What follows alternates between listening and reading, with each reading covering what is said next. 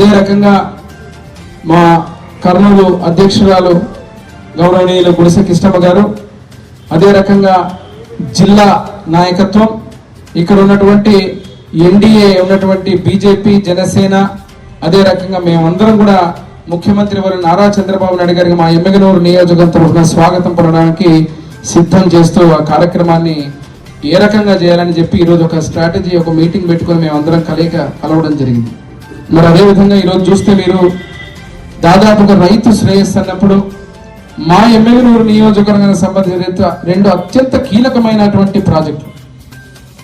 నేను మొన్ననే చెప్పాను, 71 ప్రాజెక్టులు యుద్ధ ప్రాతిపదికన ఆపకుండా ముందుకు తీసుకెళ్లాలని కేబినెట్ నిర్ణయం చేస్తే దాంట్లో వేదావతి ఆర్టీఎస్ రైట్ కెనాల్ని 71 ప్రాజెక్టుల్లో ఇబ్బంది పెట్టకుండా ముందుకు తీసుకుపోవాలని చెప్పి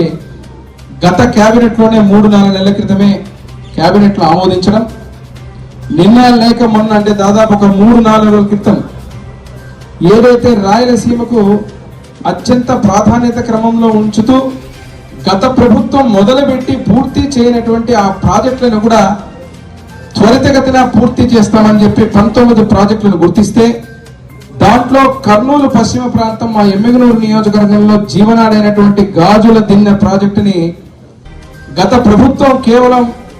డబ్బుల కోసం 1 మీటర్ హైట్ పెంచి మట్టి పనులు చేసుకుని ల్యాండ్ అక్విజిషన్ కూడా చేయకుండా, ఏమీ చెందకుండా, గేట్లు కూడా కార్యక్రమాలు చేయకుండా వదిలేస్తే ఆ జీడిపి ఈరోజు పట్టిసీమ ద్వారా గోదావరి కృష్ణ అనుసంధానం చేసి రాయలసీమ బిడ్డగా రాయలసీమకు నీళ్లు తెచ్చి ఆ గాజుల దిన్నె ప్రాజెక్టు ద్వారా మా ప్రాంతానికి నీళ్ళని కళ్లకు కనిపించే విధంగా పారించినటువంటి అపర భగీరథుడు మా నాయకుడు ముఖ్యమంత్రి వర్యులు నారా చంద్రబాబు నాయుడు గారు ప్రత్యేకంగా ఆ ప్రాజెక్టుని మళ్ళీ 19 ప్రాజెక్టుల్లో పెట్టినందుకు వారికి ప్రత్యేకంగా మేము రాయలసీమ తరఫున, మా ఎమ్మిగనూరు నియోజకవర్గం తరఫున అందరం కూడా మేము రైతాంగం ఎంతో మేలు చేసే ఆ ప్రాజెక్టుకు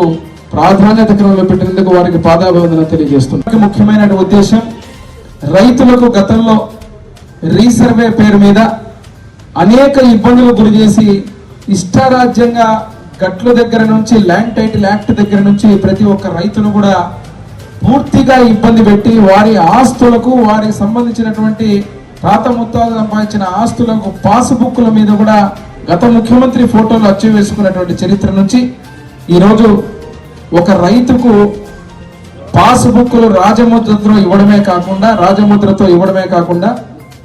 అదే రకంగా డిజిటల్ పాస్బుక్లు ఇస్తూ ఎక్కడ కూడా పొరపాటు జరగకుండా రైతు వేలిముద్ర ఈకేవైసీ చేసి ఆ పాస్బుక్లు ఇచ్చి ఆ రైతుకు మేలు చేసేటువంటి కార్యక్రమాన్ని నాంది పలకడానికి ఈరోజు ఎమ్మిగనూరు నియోజకవర్గం కలుగొట్ల గ్రామానికి, ఎమ్మిగనూరు మండలానికి వారు ముఖ్యమంత్రి వారు రావడం జరుగుతుంది. మేమందరం కూడా మా తెలుగుదేశం పార్టీ రేపు 7వ తేదీ ముఖ్యమంత్రి వర్యులు మరొకసారి మరి రైతాంగానికి మేలు చేసేటువంటి పాస్బుక్లు ఇచ్చేటువంటి కార్యక్రమాన్ని ఇక్కడ ప్రారంభించడం చాలా సంతోషం. మేము రానున్నటువంటి ముఖ్యమంత్రి వర్యులు నారా చంద్రబాబు నాయుడు గారి పర్యటనని దిగ్విజయంగా విజయవంతం చేసి ఇక్కడ మా ఎమ్మిగనూరు నియోజకవర్గంలో కర్నూలు రాయలసీమ ప్రాంతంలో రైతులు ఏ రకంగా ఆనందంగా ఉన్నారు, రైతాంగానికి చేసిన మేలుకు ఏ రకంగా ఈరోజు ఈ ప్రభుత్వానికి కానీ ముఖ్యమంత్రి వర్యులకు వారి యొక్క ధన్యవాదాలు తెలపబోతున్నారనేది రేపు 7వ తేదీ మా ఎమ్మిగనూరు గడ్డ మీద పెట్టినటువంటి ఆ కార్యక్రమాన్ని విజయవంతం చేస్తూ ఆశలతో గత ప్రభుత్వంలో విధ్వంసకర పాలన చూసినటువంటి రాష్ట్ర ప్రజలు, ముఖ్యంగా మా రాయలసీమ ప్రజలు